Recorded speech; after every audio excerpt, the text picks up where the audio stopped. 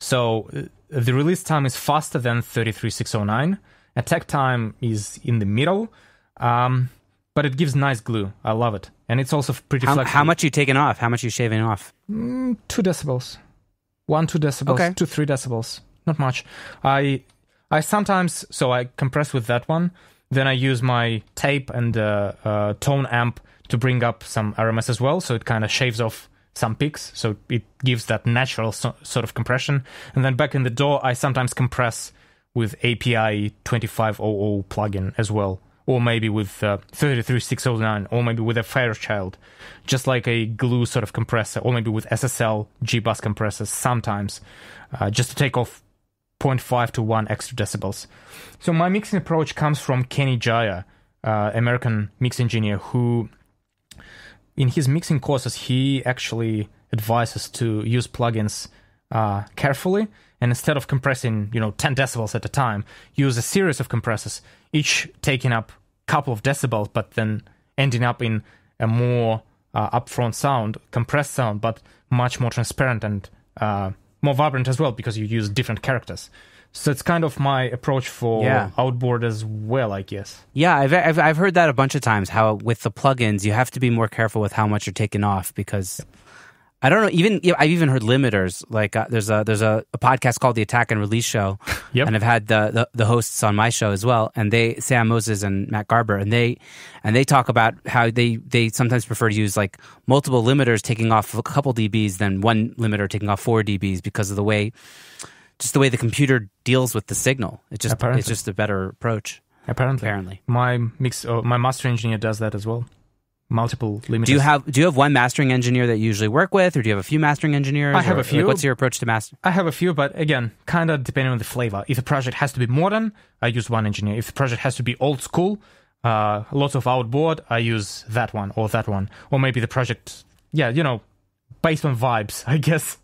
Master engineers are also mentors because they have that much of experience and they are willing to share that. So it's good to collaborate with them with that aspect as well, because they can help you.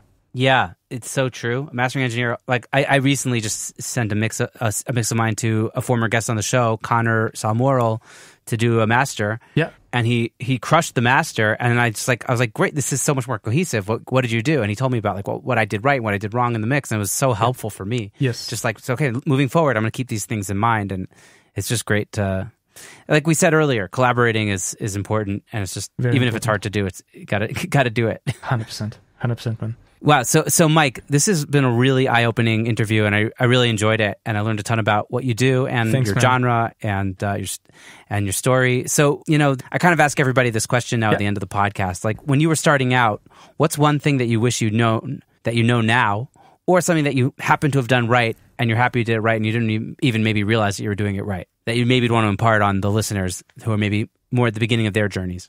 Not sure if it's going to be one thing, but maybe a few things. Yeah, well, I think building a network, I would say that would be the most valuable kind of thing that comes to my mind at first. I was quite stuck at first building my network because my English was a bit limiting, and I was new at a town as well. So I knew no one. But making those connections can go a long way, because then you can collaborate with people and you can send stuff to listen to. And they would help you if you connect with the right people. But also, I guess, being a go-giver on your mindset is something that is quite often overlooked as well. And it absolutely has to be this way. Otherwise, it's just not going to work. Being a go-giver meaning providing value to people genuinely and not really wanting anything in return.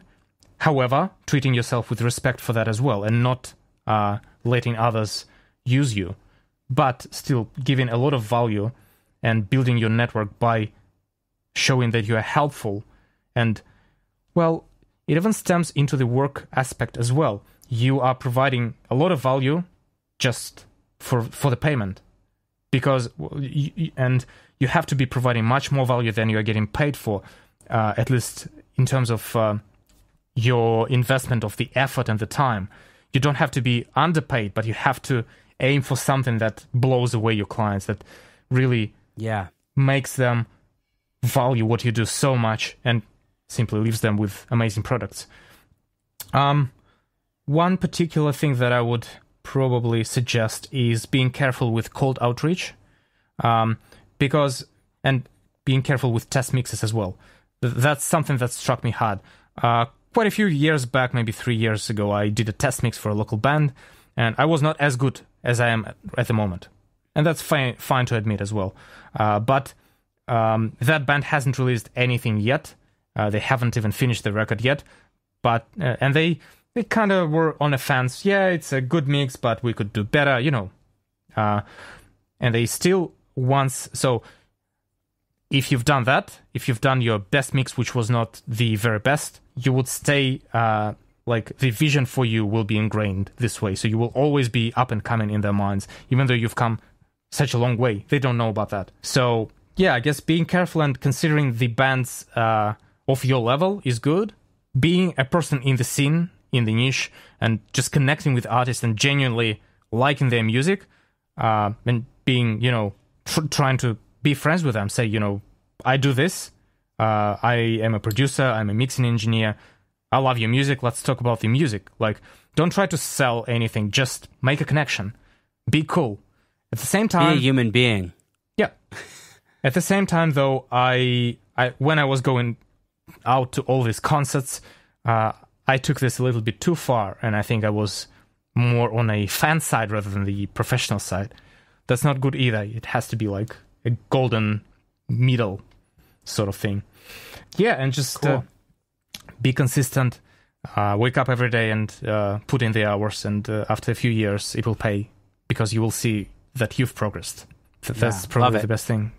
You've touched on a lot of things that a bunch of other guests have also talked about, and that networking, putting in the work, and like repetitions until you're good. There's so many takeaways here that people can learn from. And kudos to you for moving from Russia to Australia, building a whole new community, and making a network there. That's impressive, I think. Well, that's honestly been really hard as well. There's a bit of a story, you don't know about that. So I moved for a PhD. I didn't like my PhD. I had complications with my supervisor, and then I was stuck, and I had to finish. And then when I started my PhD, the deal was I do the degree, I get permanent residency in Australia, right? So my dream was, all right, I get through this, unhappy period, I do my degree, I finish, I get my PR, and then I do what I want, which is music. Good. But then 1 year before finishing, they changed the legislation, and I could no longer get a permanent residency in Australia. And that was devastating, and that's one of the reasons my anxiety and that track stems from. So I was really stuck and lost, and it was not great. And the change in the rules was you have to work for 1 year additionally in the field to stay permanently. And so that was too much to take. And in 2018, or 2017, around that time, I finished my degree and I did not take up the job. I just couldn't stand it. I thought that we'll find another way. I worked in the studio full-time for another year. I started to make decent living and started to build it up. And then all of the options that we were exploring failed. So I actually had to take the bloody job. And I did. So last year I worked in the studio as well as at a day job, 4 days a week. Yep. That was a crazy grind once again, and it was terrible. And I finished that just to find out that actually my PR was secured with my studio experience. So that is insane. Yeah, it is insane. It is just bloody insane. And I don't have any emotions left for this story, but it's fun to tell, I guess. It's a good story. It's funny because we just jumped into this podcast because before we even realized you were telling your story. I was like, let's just do this. This is the podcast. Yep. And we didn't even fully develop your whole intro and your bio. So I apologize for if we skipped over that. No worries at all. It's too hard to get. It's all important. It's all important. It is important. And I would say, obviously, I guess a pandemic is a rough time to be enjoying your new life. Yep. But I seriously hope you do enjoy this post craziness life where you can hopefully balance things out a little bit better and enjoy some free time and enjoy the studio life. And I'm sure it's going to be great. Yeah, I'm looking forward to when things reopen and we are, bustling again and are all in energy and recording all the bands that we can. Very much looking forward to it. Amen. Well, Mike, this has been super, super eye-opening and enjoyable, and it was great to meet you. And I'd seen you for a long time on Facebook and stuff, and we've kind of sort of digitally crossed paths, but it's great to like really get to know you in person. And I hope someday to visit Australia, or maybe I guess hopefully visit, yeah. Or maybe in Russia, even. Who knows? Yeah, I'm keen to meet you, man. It was amazing. Thank you so much for being patient and listening to all these crazy and complicated things that I was saying. And thank you so much for the opportunity to share it. I asked the questions I'm interested in hearing the answers to. So amazing. The pleasure was all mine.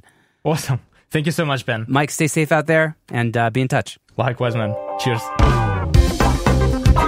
Thank you so much for listening to this episode of Secret Sonics. I hope you enjoyed my conversation with Mike as much as I did. If you enjoyed this episode or any of our other episodes, I'd super appreciate it if you would go to Apple Podcasts and leave us a rating and review. It really helps the show. And if you could share this episode or your favorite episode with a friend or two, that would also really help the show move forward. In addition to that, you can find us on social media. Just search for Secret Sonics. We're on Facebook. We're on Instagram.